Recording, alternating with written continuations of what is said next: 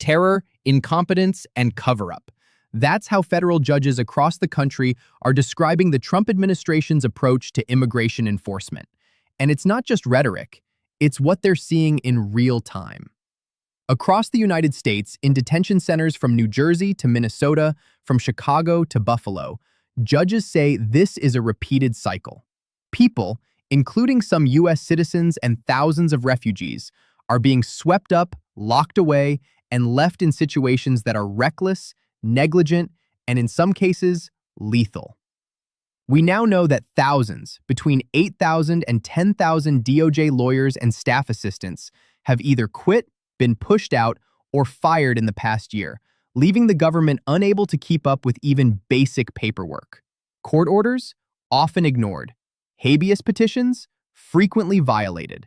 When a federal judge tells the government to release someone unlawfully detained, that order is supposed to be followed. But under this administration, people have been left outside in freezing weather, without belongings, without phones to call their families, sometimes for days. And the courts are finally saying what should have been obvious all along. These are human lives, and the government is failing them repeatedly. This isn't just negligence, it's a systematic pattern of terror, incompetence, and cover-up, and federal judges are not holding back their language. The Trump administration's immigration policies say the courts have crossed a line that the United States has never crossed before. Take the case of Nural Amin Shah Alam, a 56-year-old refugee from Myanmar. Blind, disabled, and entirely reliant on others, he had come to the United States fleeing persecution, trusting in America's promise to protect him. Yet last year, he was detained by Border Patrol in Buffalo and placed in a detention center. He had already survived unimaginable trauma in his home country, and yet here, in a country that promised safety, the system failed him. On February 19, 2026, he was released. According to Border Patrol, he was escorted to a restaurant and allowed to warm up, but surveillance footage tells a different story. The restaurant was locked. He was left outside, in freezing Buffalo weather, without his phone, without his belongings, without family being notified. Days later, his body was found frozen to death. Federal judges and human rights advocates are calling this a catastrophic failure, a mixture of incompetence, negligence, and deliberate indifference. How many more Nural Amin Shah Alams are out there, released into chaos, left to navigate freezing streets alone, entirely dependent on an enforcement system that is failing over and over again? The courts are clear. These are human beings, not paperwork. Judge after judge has slammed the administration for systematic cruelty and mismanagement, noting that the government has violated court orders repeatedly, and that these violations are escalating from negligence into recklessness, and in many cases, into intentional misconduct. This is not an isolated mistake. It is a pattern of terror, codified in policy and practice. Thousands of refugees and migrants across the country face this exact same risk, being detained unlawfully, shuffled between facilities, ignored by caseworkers, and left exposed to danger. And when the courts intervene, they are too often ignored. This case, emblematic of the Trump administration's immigration enforcement, exposes the human cost of a system run without accountability, where cruelty, incompetence, and cover-up intersect with deadly consequences. Meanwhile, in Minnesota, federal judges are sounding the alarm over a pattern that has become all too familiar. Under the Trump administration, refugees who had been lawfully admitted into the United States were suddenly treated as if they had no rights at all. Judges pointed specifically to 8 U.S.C. Section 1159, which allows the Department of Homeland Security to arrest and detain refugees under limited circumstances. But the administration's reinterpretation claimed authority far beyond the law. Using Section 1159A, which contains no such detention powers, officials began arresting refugees who had not yet reached lawful permanent resident status, effectively creating a loophole to terrorize individuals who had come here seeking safety. The court issued a preliminary injunction, blocking these arrests and making clear that federal authorities could not use an erroneous statutory interpretation to terrorize refugees. The ruling emphasized that these individuals had come to the United States under a promise that they would be welcomed and allowed to live in peace, far from the persecution they fled. The court will not allow the government to reinterpret the law to justify detaining refugees unlawfully, the judge wrote. This isn't just legal technicality, it's about human lives being upended by political ambition and administrative overreach. Federal judges have made it abundantly clear that such actions violate both the spirit and letter of the law, and they are prepared to enforce compliance, even if it means threatening civil or criminal contempt. Across the country, courts are seeing the same pattern: the administration ignoring legal limits, defying orders, and placing vulnerable populations at risk. In Minnesota, this ruling stands as a stark reminder that judicial authority still matters, even when an administration tries to weaponize law against those seeking refuge and safety. In New Jersey, the pattern of recklessness, and now outright defiance, has drawn the sharpest criticism from federal courts. Judge Zahid Qureshi has repeatedly slammed the Trump administration for violating court orders in immigration cases, calling the actions manifestly reckless and, in many instances, intentional misconduct. The government initially framed these violations as mistakes, claiming overworked staff and understaffed offices were to blame. But the numbers tell a different story. The U.S. Attorney's Office conceded to violating 72 court orders in just this district alone, and multiple judges have suggested that figure is likely underreported. Judge Qureshi's language is unflinching. Procedures that may have once appeared negligent have slid downward into manifest recklessness, he wrote. Immigrants are swept up into custody and shifted repeatedly around the country without warning or explanation, frustrating court efforts to protect detainees' rights. In plain terms, people who should have been released or given access to legal remedies were instead subjected to unnecessary detention, chaos, and harm. What makes this even more striking is that these actions continued after courts intervened, with explicit instructions to comply with habeas petitions. Judges are now saying the repeated violations can no longer be treated as unintentional, and the Trump administration is being placed squarely on notice. Deliberate disregard for the rule of law will not be tolerated. And this is not isolated to one case. Appendix after appendix in court filings shows that dozens more orders were ignored. Even the Department of Justice's credibility, once a hallmark of reliability in federal courts, has been irreversibly eroded. Judge Qureshi warns that such behavior is unprecedented. The undersigned will not stand idly by and allow this intentional misconduct to continue, he wrote. The message is clear. Courts are prepared to hold officials accountable under oath, and defiance of the law carries consequences, even for the highest levels of the Trump administration. The New Jersey rulings, combined with Minnesota's injunctions, paint a picture of a government willing to stretch and ignore the law, leaving thousands of vulnerable individuals caught in the crossfire. This is the Trump administration's immigration enforcement, as federal judges see it: cruel, chaotic, and increasingly dangerous. In Minnesota, the courts are reaching the limits of patience. Judge Schultz, presiding over multiple immigration cases, has documented a staggering pattern of ICE ignoring federal orders. Despite repeated warnings, ICE has violated dozens of court mandates, shuffling detainees between facilities without notice, failing to release individuals as ordered, and undermining the authority of the judiciary at every turn. According to court filings, Appendix A documented 97 violations in 66 cases, and Appendix B revealed an additional 113 violations in 77 more cases, all occurring after judges had already intervened. The judge's language is uncompromising. This representation by federal prosecutors appears untrue, Schultz wrote. The court has had to threaten civil contempt repeatedly to force compliance, a step virtually unheard of in U.S. history. For decades, the presumption of regularity meant that DOJ and ICE actions were trusted by the courts. That trust is gone. Judges now operate under the assumption that federal agencies may intentionally ignore the law, and they are prepared to take unprecedented steps to ensure accountability. The consequences of this noncompliance are not abstract.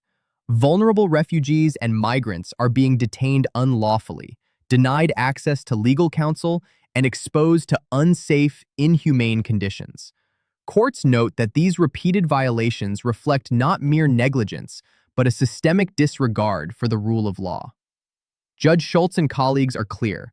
ICE must comply with orders, and failure to do so will result in civil or criminal contempt, putting agency officials personally on the hook.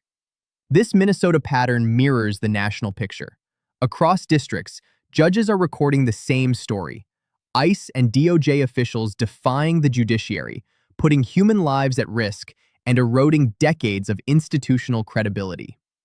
The Trump administration's immigration enforcement, as observed by these judges, has crossed a threshold, from mismanagement into repeated intentional misconduct, and federal courts are finally sounding the alarm that enough is enough. Harry Litman, former federal prosecutor and host of Talking Feds, has been breaking down this crisis across the country, and what he sees is deeply alarming.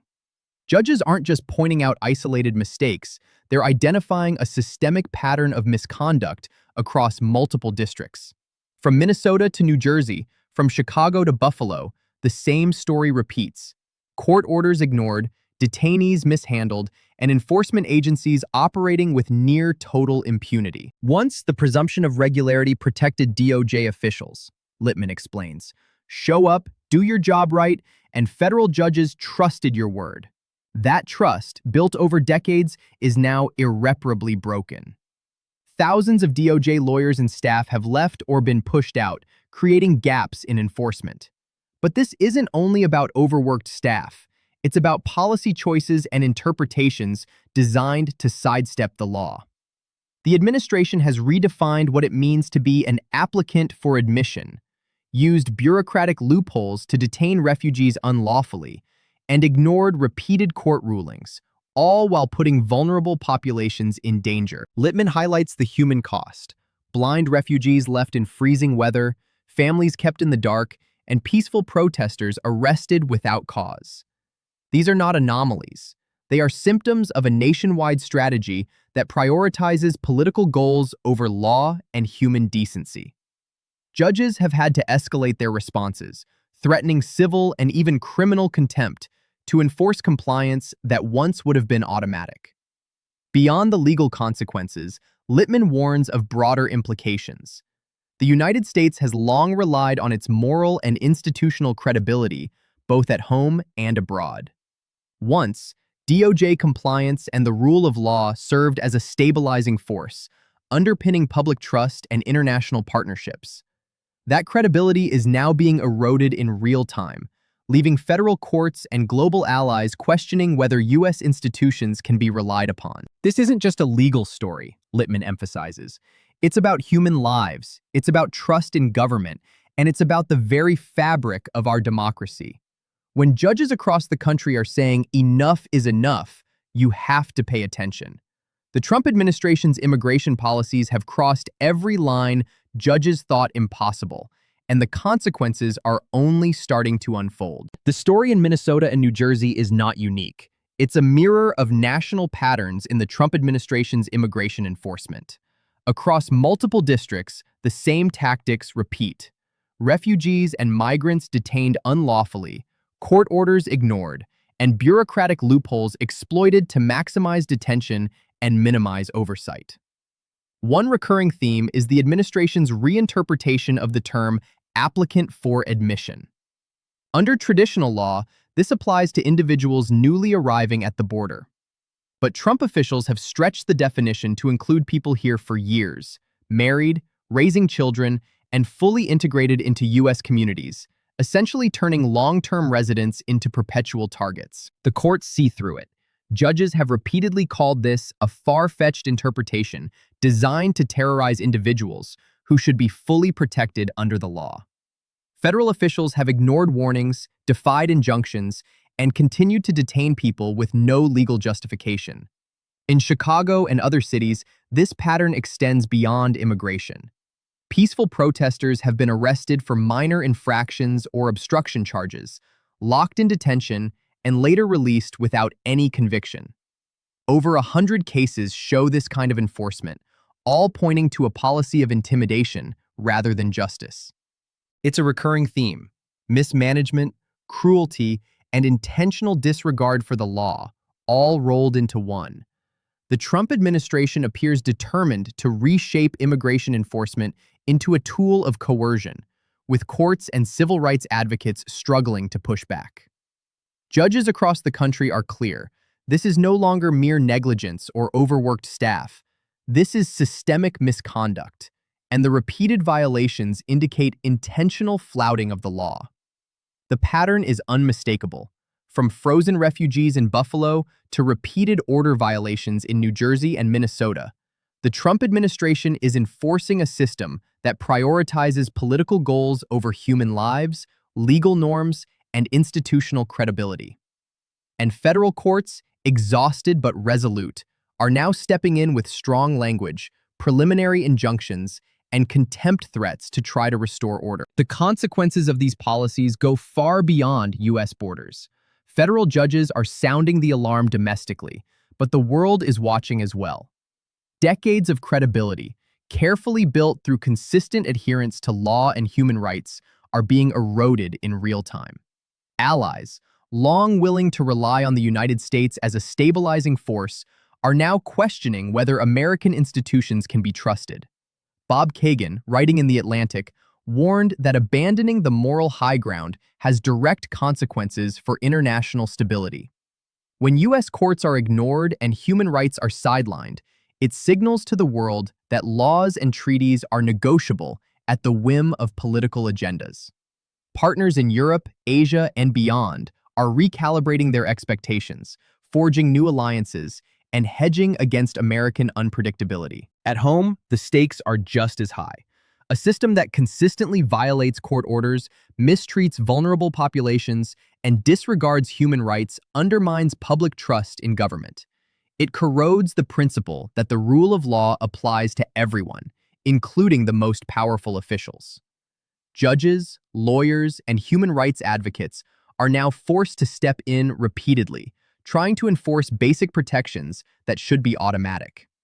The Trump administration's immigration enforcement, critics say, is not just a policy issue, it's a threat to the moral and institutional fabric of the nation, affecting both domestic governance and the United States' standing on the global stage. The story is clear.